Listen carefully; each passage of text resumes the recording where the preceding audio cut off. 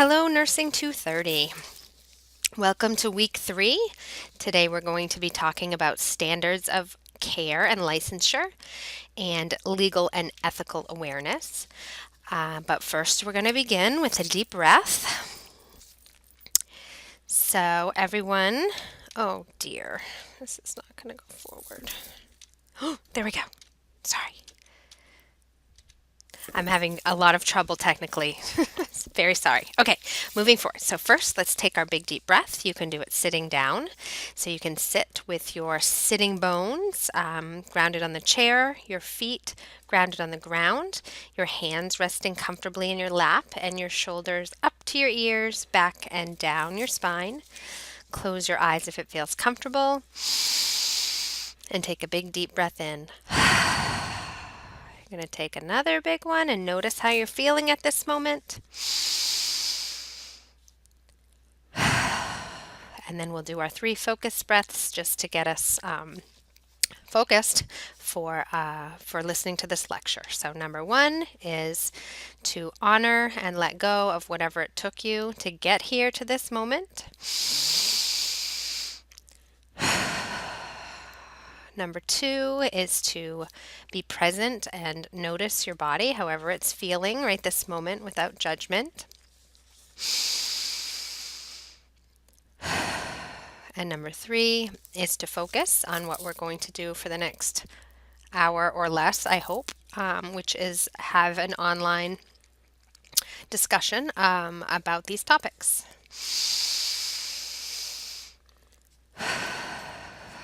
And then you can open your eyes and see if you feel more focused for your lecture, or maybe not. That's okay too. So I'm going to try to move right along.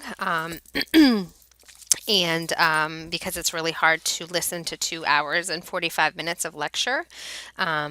So you can prepare yourselves, if you haven't already, by pausing this recording and reading chapter 22 and reading our 4 articles that were assigned. So that will get you prepared, and then all I'm going to do with this PowerPoint is highlight some of the key points. Okay, there's a lot of definitions that you can read to yourself. They're not challenging concepts, they're just straightforward. So, and you may already know quite a few of them. So let's move right on. So you can look at this on your own time as well. These are examples from last week and review from last week. So can you assess yourself and give examples of disease prevention, health promotion, acute disease, and chronic disease? And if you haven't checked out Healthy People 2020, now is not a bad time. So what are our objective questions for the part 1 of this lecture? You can see them right there. Why do we need to be licensed? We'll move forward. So here we have a definition of nursing. I'm not going to read to you.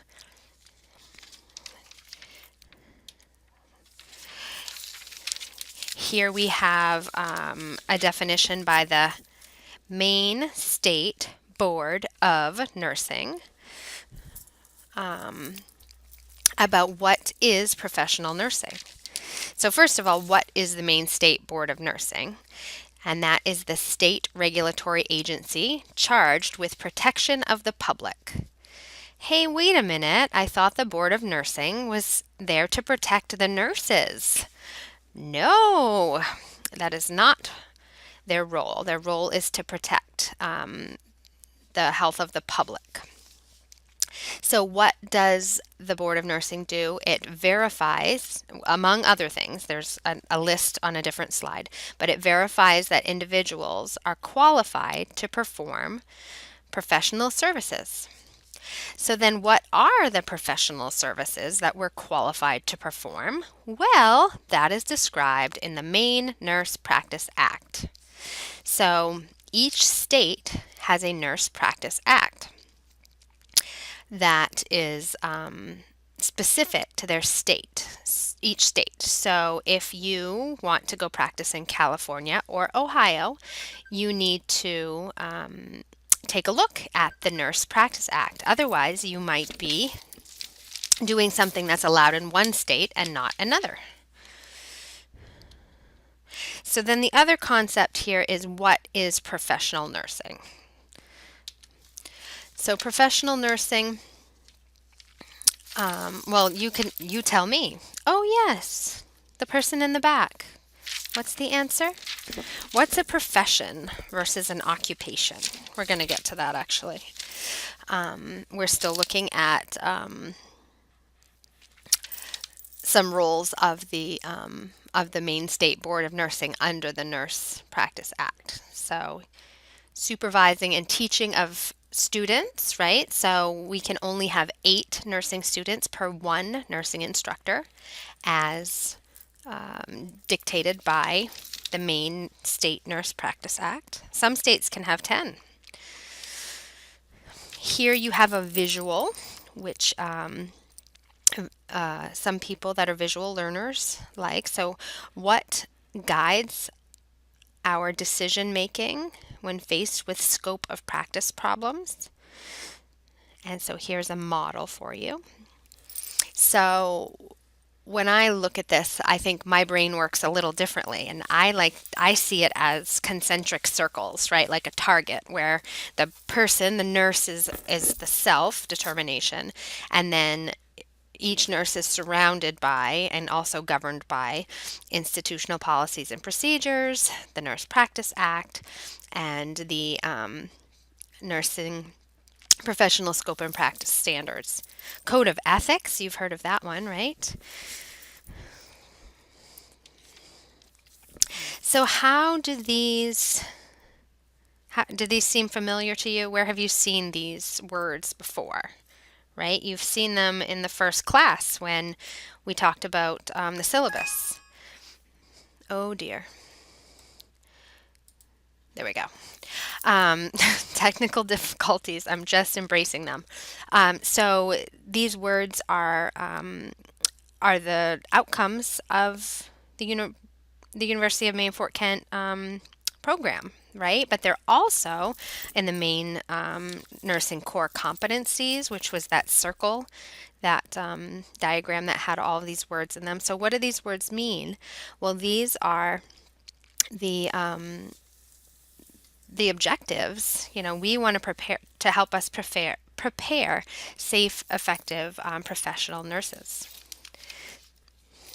I think you guys got that the first class.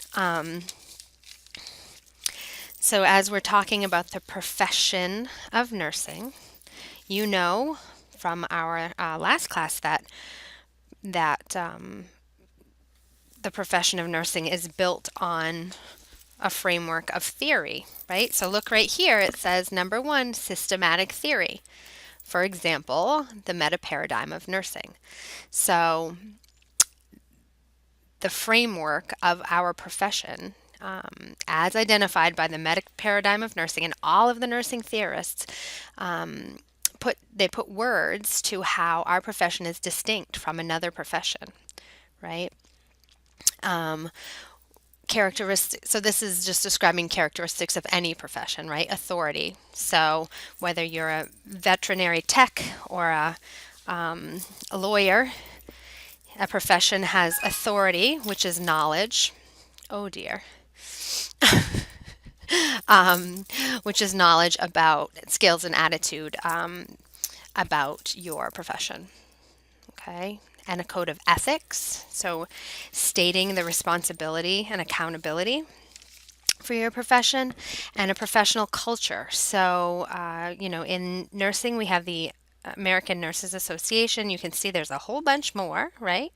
State Board of Nursing and the National Council of State Boards of Nursing.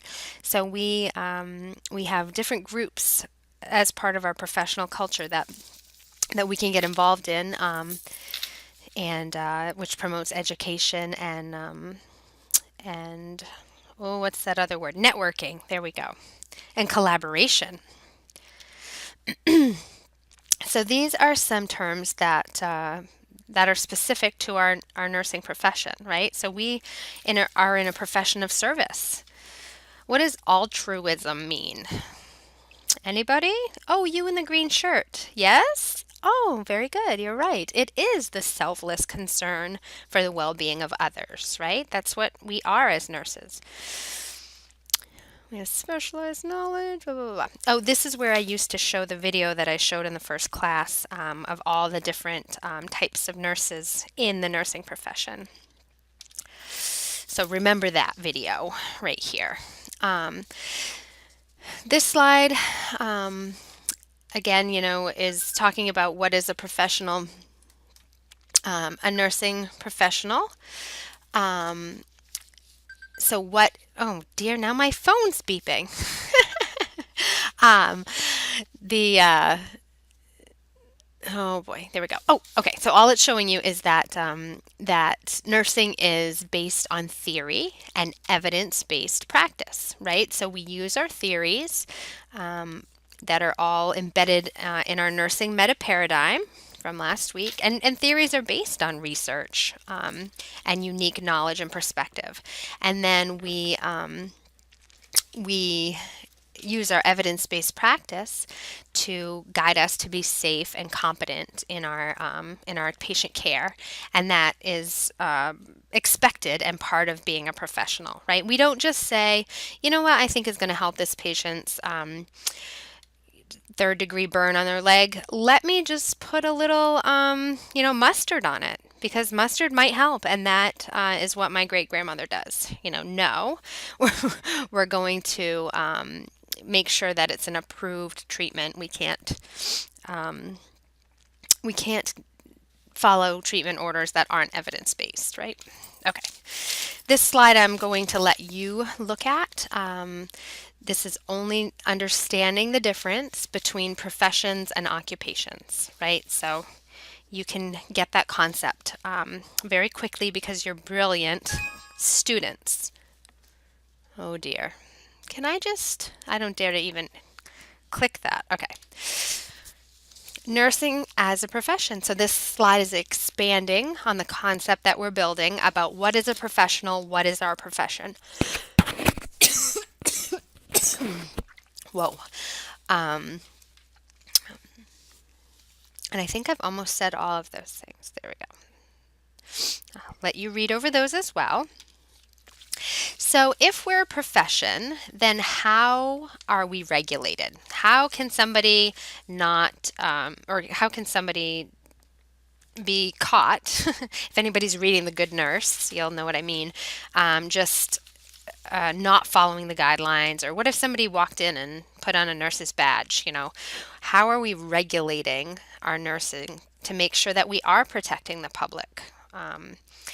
The public needs to know that every time they see RN, it means the same thing, that it's that registered nurse is being regulated and they have somebody safe, knowledgeable, and professional that's injecting their medication into their baby or whatnot. So there's multiple ways, right? So it starts with yourself and your organization, but then the state of Maine, the Board of Nursing, and also the Maine State Nurse Practice Act dictates the standards for how we must act. So I put a slide next to star next to this slide because it's important for you to know what these different well, some of them are regulatory agencies, but these different documents are and who wrote them. So we'll scoot down through those. In the next couple slides, we'll go through the 5 documents. So what is the scope and standards of nursing practice? You may remember these from Nursing 200 with Pat. Maybe she already went over this, right? These are our fundamental documents in nursing. So who wrote it? Who wrote this scope and standards of practice? It's on the previous slide, I think. Why, yes. Oh, maybe not. You could write it on that slide too. So the ANA, right? American Nursing Association. And what does this document do? It defines the who, what, where, why, how of nursing practice. So again, when you look at these words,